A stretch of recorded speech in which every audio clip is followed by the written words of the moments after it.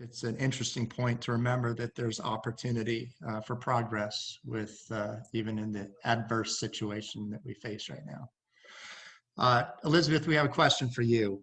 Your firm has been employing sensor technology to analyze usage of space and formulate data-driven strategies that primarily maximize efficiency and cost effectiveness. And now, with an increased focus on employee and workplace safety, how do you expect these data-driven strategies to continue shaping the workplace? Yeah, good questions, and questions that we've definitely been addressing the last 6 weeks while we've been social distancing and in quarantine. And Wendy, you can throw those slides up there if you'd like.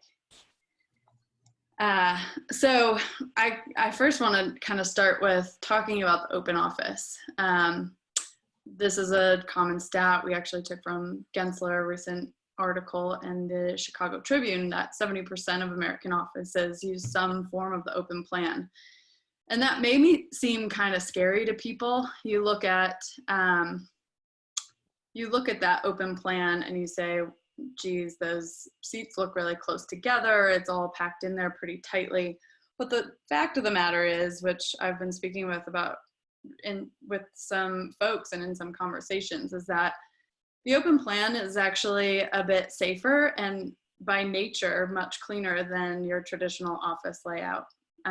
If you think of a traditional assigned workplace, where you have workstations that people return to on a daily basis, they tend to be a bit more dirty. I mean, we leave our things behind.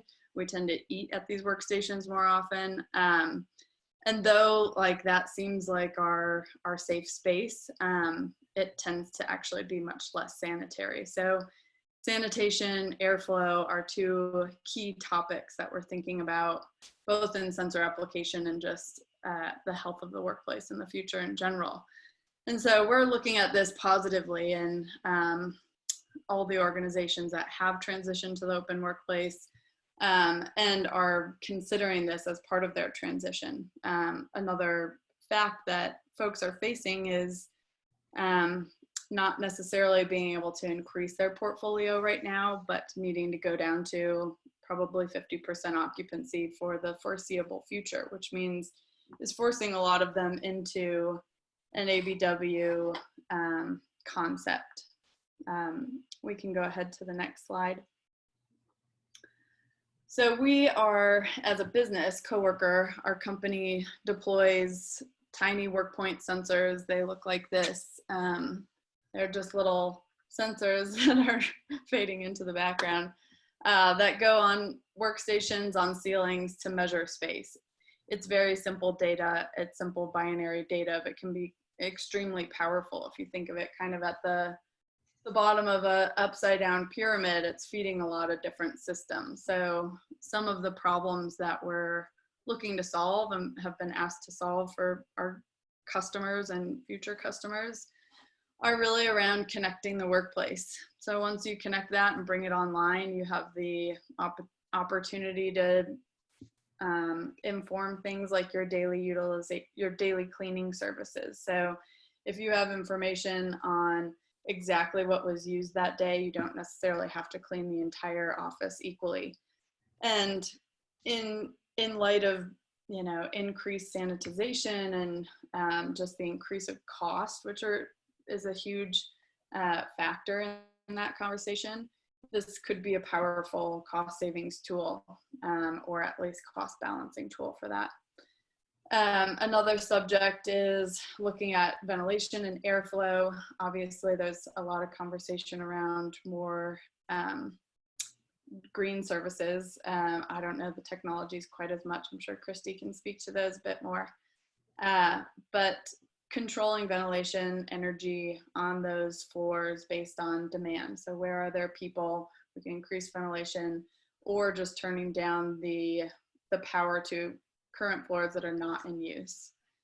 The other two major factors are helping workers find a clean place to work when they get into the office. So considering the open office floor plan, where people don't necessarily have assigned desks. There's definitely a lot of emotional insecurity around, once I get to the office, how do I find something that I know has been cleaned the day before, and someone who could have been impacted by COVID has not sat at that desk earlier in the day.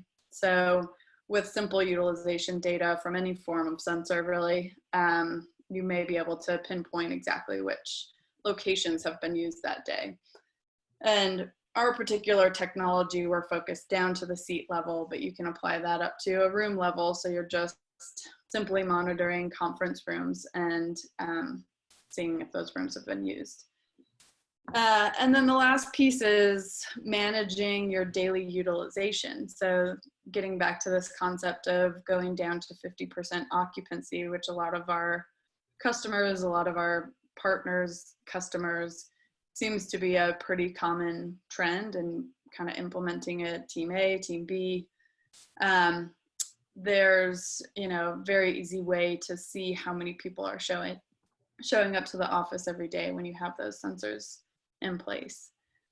And then, as we trend this data over time, we can use that for predictive analytics of what are people comfortable with, what are people using, what do we need to introduce more of, and that gets back into the strategy pieces that Ala and Tammy contribute to.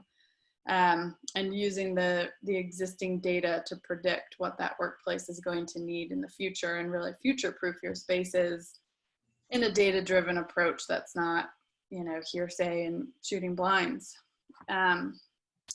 If you want to go into the next slide, I can talk about some of the features of what this would look like. So some of the ways you can visualize this data is essentially looking at it on your floor plan view. So something that could be passed off to a janitorial service of what exactly has been used and not been used.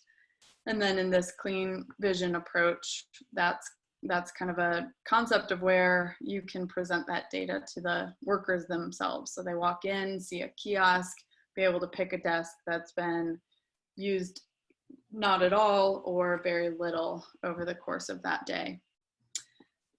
I think there are definitely some interesting conversations around how the strategy is changing of using this typical utilization data that's been a part of our strategies and processes for the last few years, and maybe decades for some organizations. And those trends are definitely changing. I think we're going to be using data on a daily basis as opposed to more of a monthly and quarterly basis, really using it to bring those spaces online and inform a number of systems. And it's really on us as technology vendors to kind of step up to the plate and collaborate with our other partners in the industry. We know we do work with some workplace app technologies. And so I know they're doing a lot to put out communications to their staff through their apps. And those are the experience-oriented components that people are already used to using on a daily basis. And so bringing this whole ecosystem together, feeding the data into that app, feeding it into other sources is really what's going to kind of carry us through and bring us into the future.